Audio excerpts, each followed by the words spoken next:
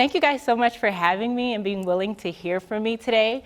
I'm very honored and humbled to be standing here before you guys because, like Andrew said, about 10 years ago, I was sitting in you guys' same position, and so we'll be talking about, what my experience was like during that time at my first summer symposium, and how I was feeling, what I was thinking, kind of the development that I've undergone, and kind of some of the things that I've done to be relentless, and also relentless together with the greenhouse community in my journey to be where I am now as a PhD candidate at Georgia Institute of Technology. So I already mentioned that I am a doctoral student, so I did not memorize my speech because I had research to do. So bear with me, you guys, today. So first things first, I just wanted to kind of take it back and reflect on how things were for me when I was first sitting in this chair here at my first summer symposium. So I was recently accepted into tech. And I was really nervous, I was really sad, I was guarded, I was antisocial, I was uncomfortable. I was that student that, so our cohort was a little bit smaller than this. It's grown and it's beautiful to see this. So there were maybe I want to say 20 people, and I was off in the corner doing my own thing, hoping nobody wanted to talk to me because I just didn't feel like I belonged with this group of people. I was a homeless teenager. And at that time, my mom had just gotten arrested for something she didn't do. Out the blue, we're driving in the car, and the police stop us, and they take her to jail. And we didn't know why. And so, as you can imagine, I had other things on my mind.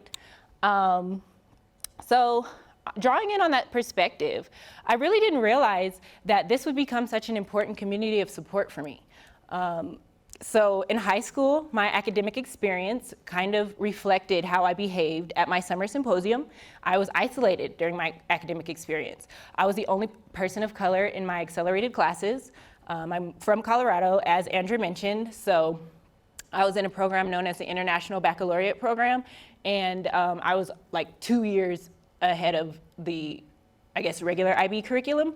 So it was already weird being in those classes because everybody in the school is oh, you guys are those kids, right? And then on top of that, being in the classroom, everybody's why is she in here? That's what it felt like, me sitting in those classrooms. So my coping strategy was to lower my head, walk to my seat, and shut up.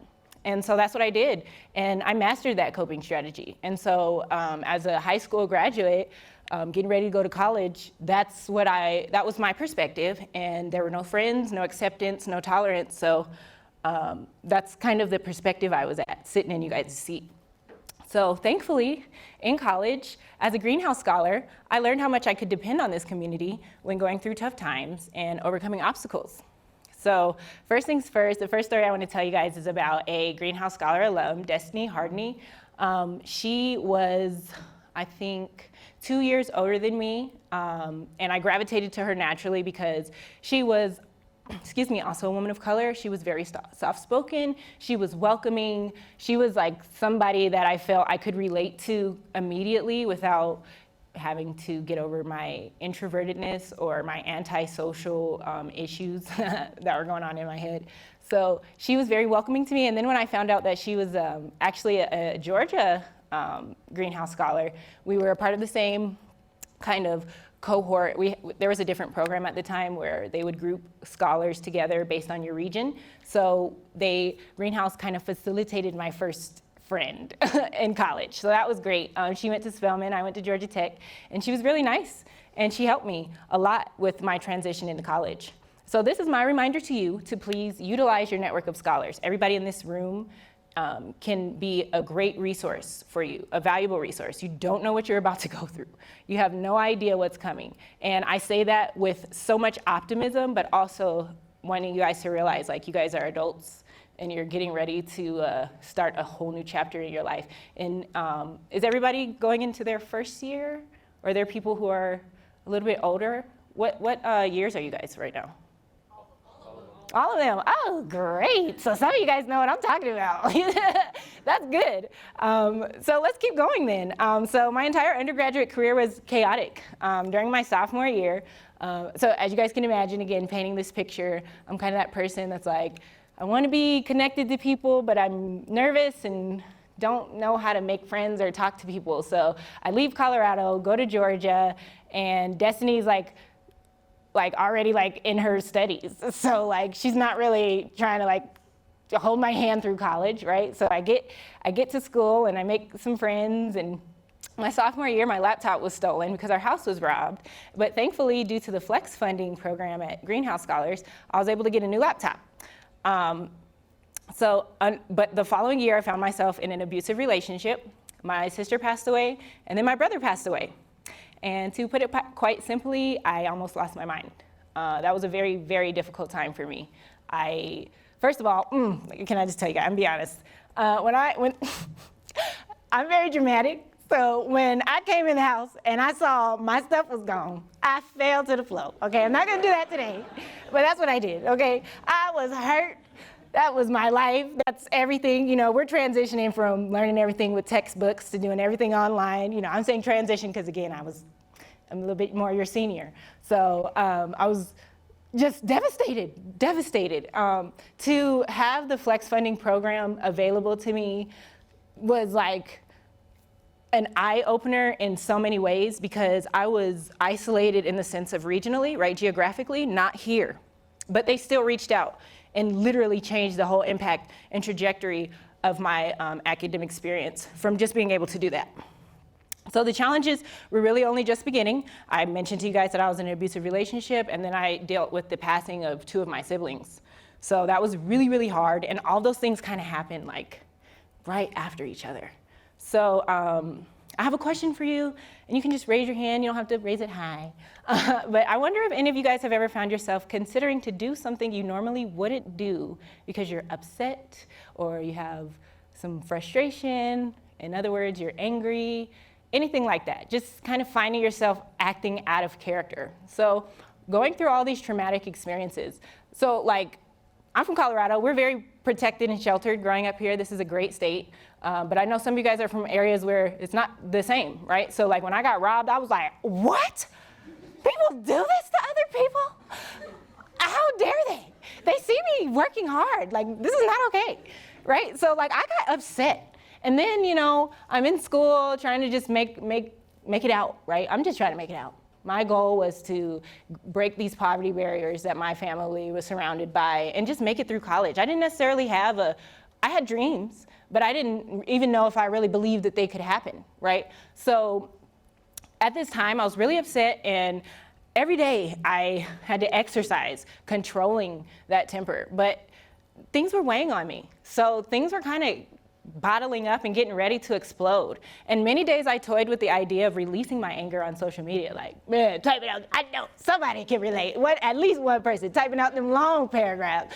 Everything that everybody needs to hear that you probably don't want to say directly, but I'm still going to say it and then erase it all, because if I post this, I'm going to look crazy.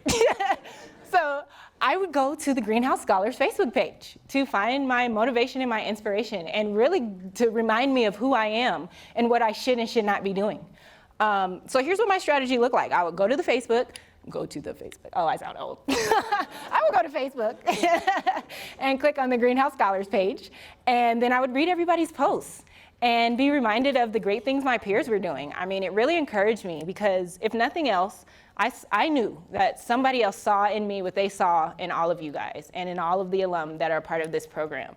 And in times where I really couldn't find my footing, my balance, and I felt like I didn't even know who I was, that was just my strategy of how I connected, being geographically restricted from being able to just kind of drive down here and talk to people. I also don't like initiating conversations. I don't know how to do that still. I'm 28 years old, and I'm like, please come talk to me first. So it was nice to just kind of be able to be in the shadows and not even know what I was looking for, and to see all this greatness. This resource was like very powerful for me. And also, like, after I started getting more comfortable, I started engaging on the page more too. And it helped me connect with other scholars. So I will repeat these words to myself. I, too, am part of this exceptional and accomplished community. I can and I will get through this. So if any of you guys can resonate, you don't even have to have gone through what I've gone through, but everybody has their own story. And sometimes you're gonna have to remind yourself that this here matters. This isn't just like an experience that you have that's getting you through college. This is a community that you're gonna be a part of for the rest of your life. That's a blessing, honestly, it really is. So earlier I mentioned that I was in an abusive relationship, but what I didn't mention is that I became pregnant in my junior year of undergrad. So I want to share more about this experience with each of you. I'm sure many people could look at my academic accomplishments and probably be very puzzled or surprised by the choices I made outside of academia. I was a high-achieving academic scholar. I spent a great amount of time refining and polishing that version of myself, the student, the scholar, and the hopeful scientist at that time. And I could liken this to like a sports athlete. Like, I was practicing to get ready for the game. You know, my goal, again, like I told you guys, was to break through that poverty barrier. And I think many of you guys might be able to relate to that. Like, the first step is just, you gotta get the degree. Like, college was that first milestone. There was no alternative for me. But I really never believed in myself. Like, I believed in who everybody else said they saw I could be or had the potential to be. I felt uncomfortable being my true self in academic spaces. And I kind of elaborated a little bit on that before, but my life at home was tumultuous. Like I said, we were homeless. And that wasn't just like right before college. That was all throughout my high school experience. My life, I'm just keeping it real. That was my life experience. I remember being little, living in the foster home and being scared that somebody was gonna come into our area because there were just random people, you know, being there. So, you know, these kinds of experiences led me to developing anxiety, being antisocial, and I even developed an anxiety disorder called Trichotillomania, which I still battle with today. So I was once a student with high functioning anxiety and fickle confidence, as long as I didn't fail. So I was an unhappy mess on the inside, and I thought I was looking like a superstar on the outside. So you can imagine when I got pregnant, I was like, everybody's gotta know, like, not once you're grown up, like there were a lot of milestones that I could have told myself this was a lot better than my family history, right? Like we have a lot of single mothers and a lot of teenage pregnancy in my family. So I got past all of that, and then bam, in an abusive relationship, third year of undergrad, really close to finishing early, find out I'm pregnant. So in a moment's time, I had to make the decision. So I decided to continue with the pregnancy. So I finished undergrad, my third year pregnant. And thankfully, due to the support of my greenhouse mentors, Val and Bud Peterson, who are the former First Lady and President of Georgia Tech, yes, Greenhouse connected me to the President and the First Lady of Georgia Tech. And they were like, my parents now, like, what? Like, okay, so dreams do come true, guys. Like, and I couldn't see that at first, right? It was amazing. So they were excited for me, and they really supported me through the process. And that's when I decided, again, based on a connection that I made through Greenhouse, to change my perspective and look at this pregnancy as a gift and something that would help me grow as a person. And that's exactly what it did. I mean, I'm just gonna blame that on biology, because I couldn't tell people how I just lost that fear. But like after I became a mom, I was like, well, we gotta figure this out now. Like, you know, I came a lot more matter of fact. So I guess it worked in my favor. And I was able to finish school with 4.0s all the way through, and I never did that before ed tech. So thank you. You know, that was a long time ago, so. Felt good at the time, yeah, still very proud of myself for that, because that was a pivoting moment in my life where I saw that no matter what, because a lot of people were like, well, what are you gonna do now? You know, that was everybody's response. Like, I don't have to drop out of school. I have scholarships and stuff. Like, for me, it was just the money, right? Like, I had been going through stuff. Like, this was, unfortunately, like, this was normal for me. Not that that's a good thing, right? I'm working through that now. But that was normalized behavior for me. So I'm like, dang, they got me. I got caught. But I'm gonna have to still finish this, right? So I graduated in 2016 with my bachelor's in biomedical engineering from Georgia Tech. I took a gap year to explore my career options in research, and then I went on to get my master's in chemical engineering. And then now I'm currently, thank you. And thank you. And now I'm currently working on my PhD back at Georgia Tech in the Department of Bioengineering. And so the moral of the story is that I didn't quit. The support from my greenhouse community really carried me through. And so let's talk a little bit more about like the relentlessness together and the hard work that I had to exemplify and where I'm at now. So I'm currently, like I said, pursuing my PhD, but I work in a cellular and biomechanics lab under the supervision of my research advisor, Dr. Cheng Zhu. Here we study immune cell responses to different forces using single cell analysis. So here on the slideshow, you can see an image of what we study, which is the T cell receptor. And we have some publications, a lot of high impact factor publications about our work that we do in biomechanics. This is a publication that we have in Nature Immunology. So any of you guys who are scientists or engineers, this is a high impact. This is what I'm going for. This is not my paper, but I'm working on it, okay?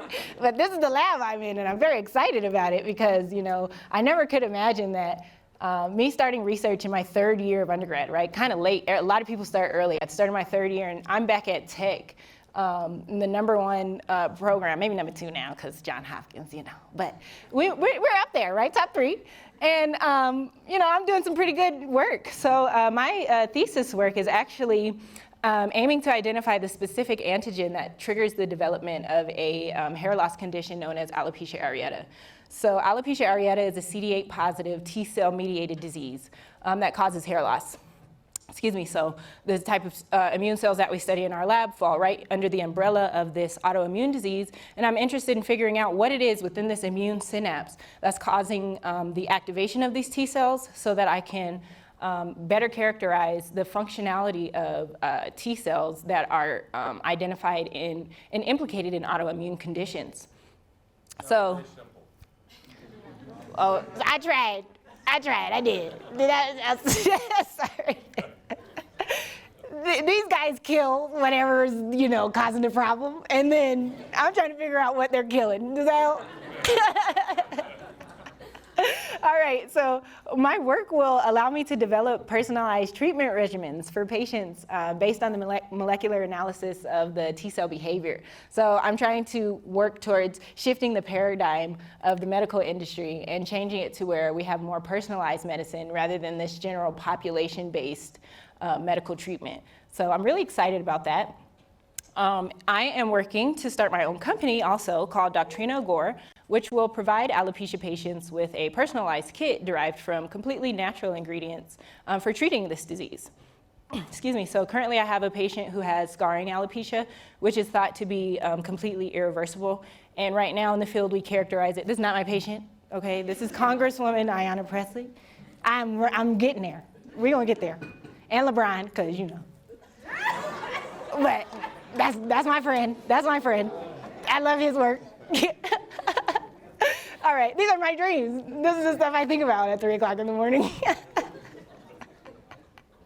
All right, so in addition to working on starting my own company, health and education are at the crossroads of my passion, so I'm driven by the ideology that everyone deserves a chance to live a happy and healthy life. This is what drives my passion, and my goal for impact is to one day lead and operate a patient-centered, holistic treatment and research facility. So one that will provide the people of Georgia and the world with personalized health solutions that will change healthcare to be a lot more effective. So outside of my research, I'm also working in the community. I've worked as a science and math instructor for this program that one of our alumni, actually, Greenhouse alumni, used to serve in. It's called Project Engages. He's a Georgia scholar, Amadou.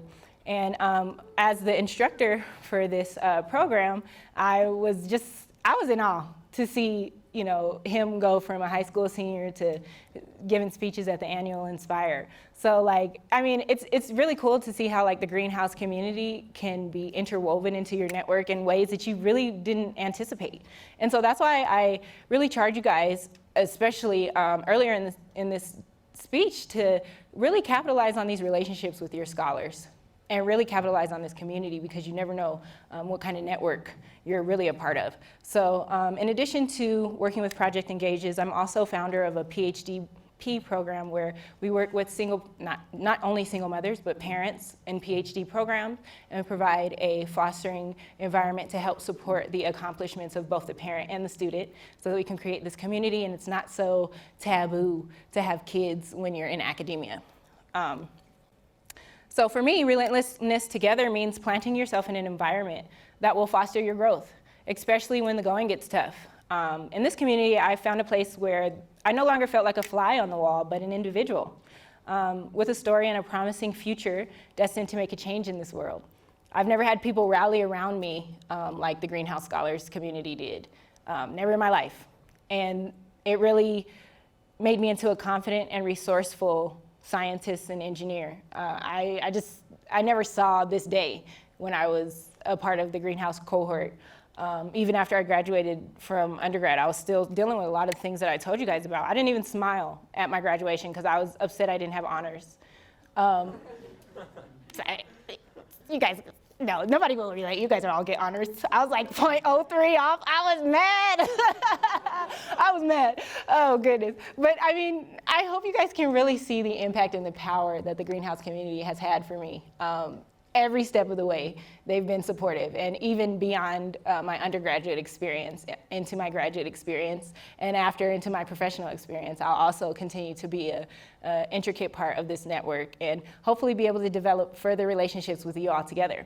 So no matter how long the journey, no matter what anyone has to say about your abilities, it's on you to find out what you're passionate about and never give up on your dreams. Once that dream becomes your reality, go deeper. Behind every barrier is something new to explore. My call to action for you, the current Greenhouse Scholars, is to go and be great, unapologetically. Okay, so you guys are from a generation that will produce ideas that people other than you will have no idea like how to fabricate, just because of you guys' experience growing up in the age of technology, growing up living through a pandemic at a time where you guys are in a transitionary phase in your life. Like I can just bet that there are some beautiful ideas just budding in you guys' brains right now, just how to fix some of these issues that are going on. So I really hope that you guys are encouraged, motivated, and excited about discovering who you are, because really that's the whole point about this speech. I spent a lot of time going through a lot of trials because I didn't know who I was. And so, you know, everybody's journey doesn't have to be as difficult as mine. I didn't go too deep in some of the things that I experienced, but it's really about understanding who you are and what you have and not letting anybody tell you that you're incapable of doing it just because you have some hurdles that they think are unsurmountable. So we are here to mold you and encourage you, but the real game changer is you. Thank you guys so much.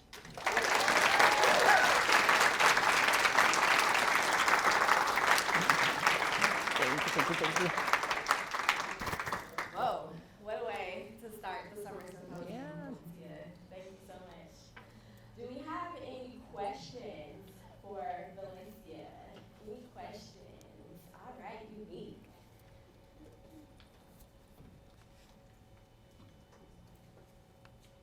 This is kind of like a really basic question, but why science? Oh, I love that question. You know, that's, can you guys hear me? So I wouldn't say that's a basic question. They will ask you guys that a lot, especially if any of you guys are interested in going into graduate school. They're gonna ask you that all the time. So I'll give you guys the not essay version, but I fell in love with science being kind of introverted and being isolated. So I used to go outside and like just look at okay, it started with ants, I'm gonna be honest. I love ants, they're the best engineers, I still feel that way. Okay, that's probably why I became an engineer. But I used to go and look at the anthills and I'd be like, how do they link to each other? How do they grab such a big object and they're able to pull it? Like, what is involved in that? And so that led me to studying biology. And then I learned that doesn't explain it, it's physics. So I really just kind of started posing all these questions. Oh, excuse me. And then I started paying attention to the artistic quality of biology. I started looking at my veins and looking at the roots of trees and looking at the vasculature of different biological systems and starting to see like some similarities there. And it made me curious. about, what are some of these laws that are governing these things? So I just started like asking questions about the world around me, and it made me excited, so I just kept going.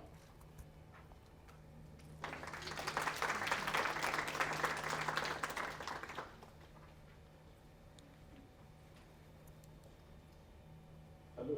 Hey.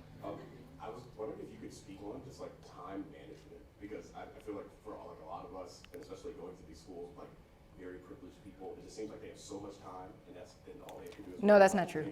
They don't have so much time. That's not true. Well, it seems as if you have very little having a baby, and then also maintaining a Oh, that's true. so insane. That's So true. it's like if you could just talk of like how you like approach like managing like all of that at the same time, and still coming out like on top. But Yeah, absolutely. That's a great question. Truth, I was a procrastinator all the way up until that point. Very bad procrastinator at that. Like the ninth inning? Is that what they say? In the ninth inning? Okay, whatever. But at the wee hours of the night, I was the one starting the assignment. Okay. So don't do that.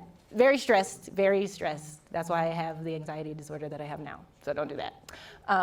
So I became better at managing my time when I decided that I actually cared about this stuff, right? So I told you that I didn't know me. And so like I was kind of performing for everybody else. I wanted A's, but I was okay with a B if I knew that I started like 6 hours. I'm like, oh, I got a B, and I didn't even put no effort into this. I wonder how good it'll be next time. And the next time I did the exact same thing. So I never really like fully reached my potential. And then like the stress just got just way too high having a baby. So nobody needs to have the baby to get the lesson that all you have to do is don't take notes. All you have to do is commit, really truly fully commit yourself to what it is that you're doing, and then do it first. So there's this guy called Steve Pavlina, and I think he worked 40 hours a week, and he finished his undergrad in like something crazy. I read his book, I was like, I threw it away. I tossed it to his, I'm not doing that. I can't do that. Okay, but I'm gonna tell you guys that because I think it's a great resource, and I think everybody should read it. Do It Now by Steve Pavlina. And so even though I couldn't do everything that he did, the first thing I took away from that was, if I'm gonna sit here and think about it all day, why don't I just do it, right? Like, is this other thing that somebody else is pulling on for me to do more important? And I might even be this somebody else. Getting on Instagram for 2-3 hours. Why? And you don't even mean to. You think you're just gonna scroll for a couple minutes and then bam. So anyways, I digress. To get to the point, I committed myself to what it was that I was doing. So I had a reshifting of my mental first. I had a mental commitment to the journey. And then I decided that it was more important than doing what everybody else was pulling me to do. And then I got good at practicing that, because that requires practice. Maybe your first semester of doing that, it's hard, it sucks. Everybody says you're antisocial, you don't wanna be involved, but then you're gonna get good at it because it's like riding a bike. And then you'll be like, oh, I'm actually done with this way quicker than I thought I would be. I can go do this other stuff now. So it's just about keeping your priorities in order.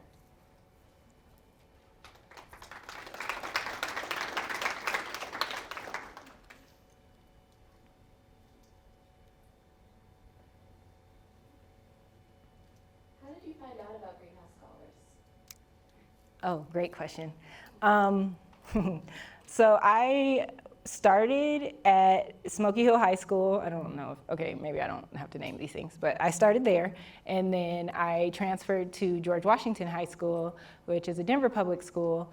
And I met this college counselor who was just a high school counselor who was like really committed to getting all of his students accepted into college. And he really was just pushing opportunities my way. I didn't apply for Greenhouse before the deadline. I started to, I had all my letters and stuff, and I didn't have a laptop at the time, didn't have anything, no internet, anything. So like the only thing I could do is go to the computer room at the school, and they used to lock that up. So I went to basketball practice, and went to the computer room, and it was locked, and I fell on the floor again, y'all. I did. Okay, that's me.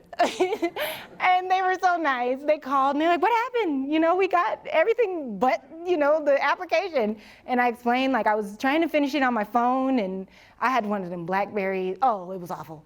And I just got so just upset that I just stopped, and I just went to sleep, and I was just sad, and I probably cried a lot. And then Greenhouse actually reached out to the college counselor and asked, like, why didn't she do this? And then they were like, oh, well, we'll let her finish. Just, you know, they gave me a hard deadline, and I finished. And I'm so grateful for that opportunity.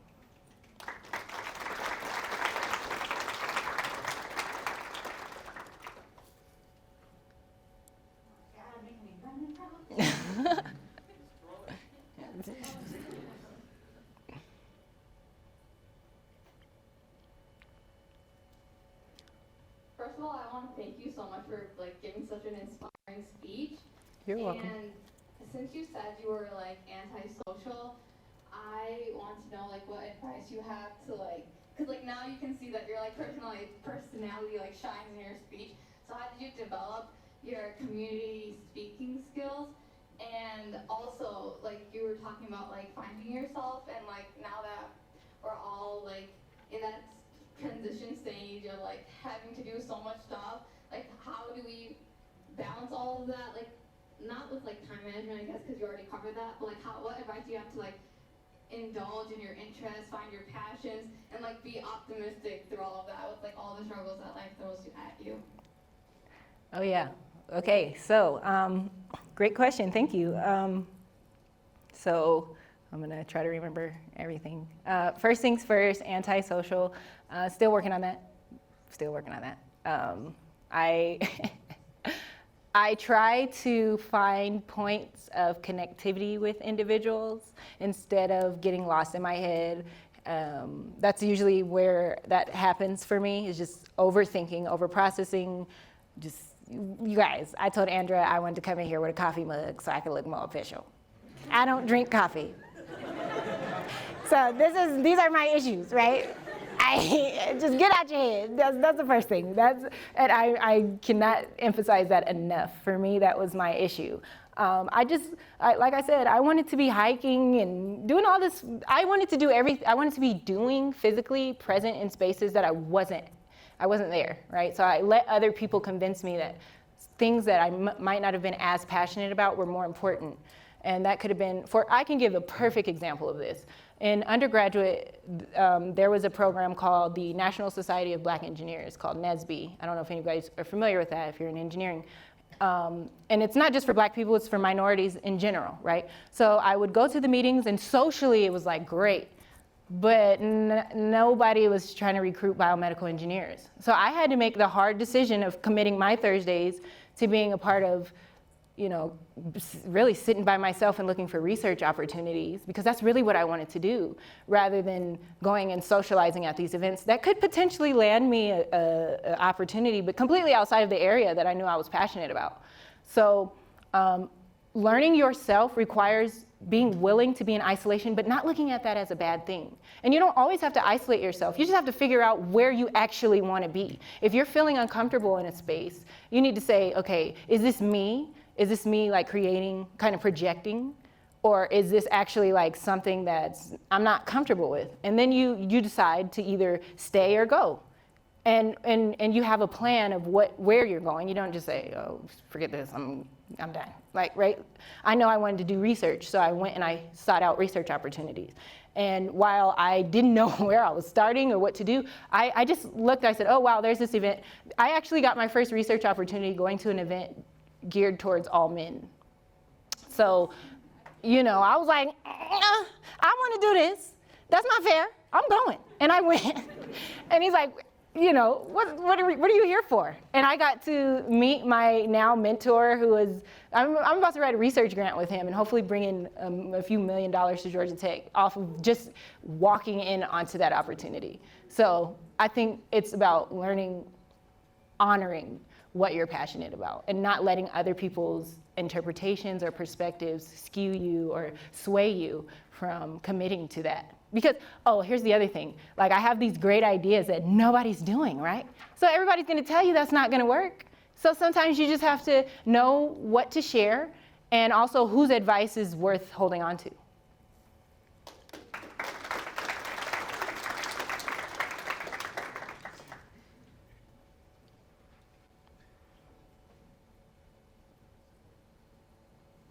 Hi.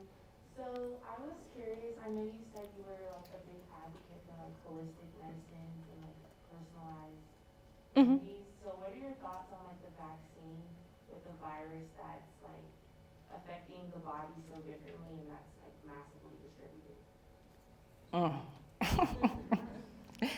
I'm not a doctor yet, so I'm going to be very careful with how I answer this question. I don't believe in politicized science. I think I can leave the statement there. Unfortunately, because of how it's been kind of a game of politicians, I think it kind of disrupts everybody's trust in the science that's going on. So what I would advise everyone to do is to read the research articles. That's where everybody is supposed to be putting transparent information. If you're gonna put something into your body, you should definitely understand how it works. And you shouldn't be like waiting for news outlets or politicians to tell you how to make your decision, right? Read the research, read the science. The science will support, the decision. That's what I will say. And I'm not saying going to a website and reading somebody's guidelines. I'm saying they're companies that are producing this vaccine, and they have publications and they have data that is publicly accessible. So I would start exercising those critical thinking skills, because that's exactly what's necessary to be an effective leader in this world right now.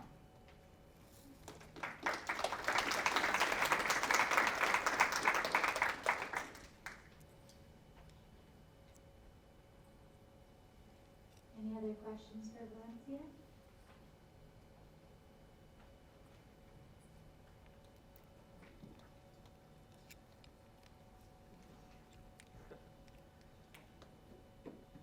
So it seems like after your first child, you really started to pick yourself up and really make sure that you're giving your best in everything you do. But, looking back at the adversities that you faced, how did you kind of overcome that in terms of not realizing that, not thinking of it as a regret, rather something that you learned from and a lesson that you take from that? How did you kind of overcome that perspective so that you can work through that? Oh, that's a great question.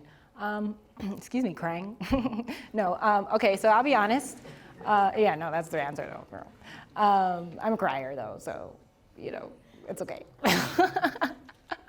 All right, so I will be honest. I didn't have it all together after I had my first child. I saw the transition. I saw that I was willing to be more vocal, and I saw that I was willing to be more matter of fact about like getting things done. And really it's because I was like one year, if I pushed it longer, but half a semester of being done with what I started. So I was like, nothing's gonna get in my way. Well, after that, I was like, oh, what's next, right? I didn't know. I took a gap year. A gap year is just full of uncertainty. I'm just gonna say that. Don't do it if you don't have to, honestly. But do it if you're not sure. That's exactly what it's for. So, and hopefully, I share that with you guys, because, people are just like, oh yeah, I just took a gap year. Like, girl, you were stressed out during that gap year. Don't just say you just took a gap year. Okay, anyway, that's me. Some people have like funds and everything to travel and just like enjoy life, but that was not my story. So, anyways, to answer your question, after my sister died, I needed counseling. I couldn't figure out how to find my footing. I wanted to die, honestly. It was so close to home, I felt like I was next, because like that was my everything, right? My best friend.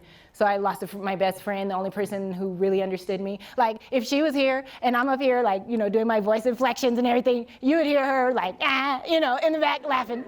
That was my best friend, right? So when she died, it was unexpected. She was 26 years old, and I had just had a baby. So I have 3 kids, by the way. So I had just had my second baby, and I was not okay. And so I found a counselor, and we did a lot of digging. a lot of digging. Everything that's in this speech, I was made aware of through counseling. And so I learned that my mother couldn't be my counselor. My mother is my best friend also, and she knows everything I went through, but her perspective is biased. She's my mom. If I tell her, you messed me up, something wasn't right, you didn't do something right, she's probably like, no, you weren't listening. Till to this day, I'm almost 30. You just don't listen. That's what that is. So I just had to find an unbiased person to hear me out. And I was honest with myself. Like, I knew I had issues with not having my father in my life. So I knew I was gonna, I tuned my ear to men. Oh, he ain't looking. Okay, but I do. That's just the honest, I now embrace feminine energy, but I just had an issue with it. I don't know. I also was very hard-headed and stubborn, and I probably didn't listen to my mom as much as I should have. But, you know, I just found a male counselor because I knew that that's who I needed to hear some sound, helpful information from. So I got help. That's what I'll say. I got help after I found out what, it made sense to me. It had to appeal to my logical side of my brain. And after I said, oh, that makes sense, like why I would do that, then I started fixing it. Practicing to fix it. So just like time management, you have to say, okay, this is more important to me than the other stuff that I was doing right now. Let me put my energy here first. Once it becomes easier, then now you feel like you can kind of tackle something else, take on something else.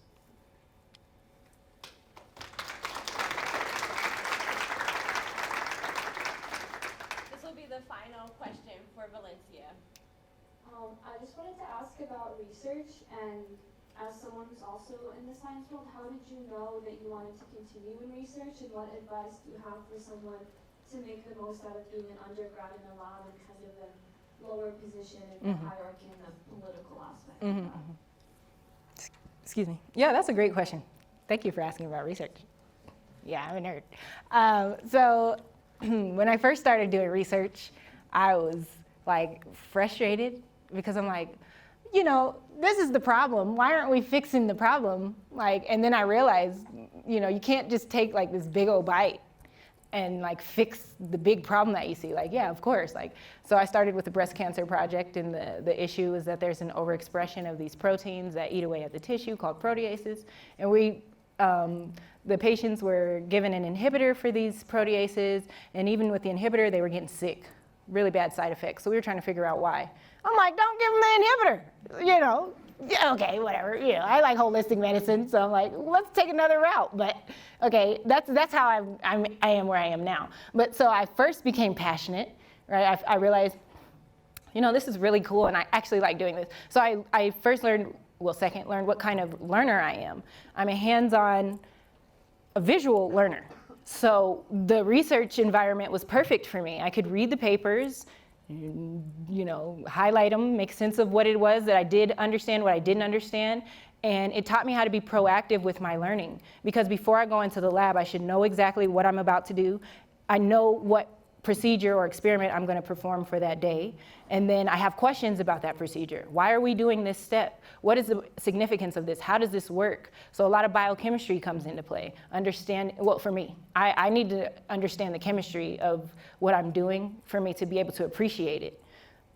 So I just started building up on my understanding, and I started taking classes that supported the research that I was interested in. I didn't know exactly what area, so I've done research in, you know, a breast cancer proteomics-based project. I've done medical device development. I've done bioprocessing, like chemical engineering, hardcore chemical engineering, and now I'm looking at immune T-cell receptors. So I've been all over the place, but my interdisciplinary work feeds itself into each other for what it is that I'm trying to do after. So I decided to commit to research because it really catered to the type of learner that I am.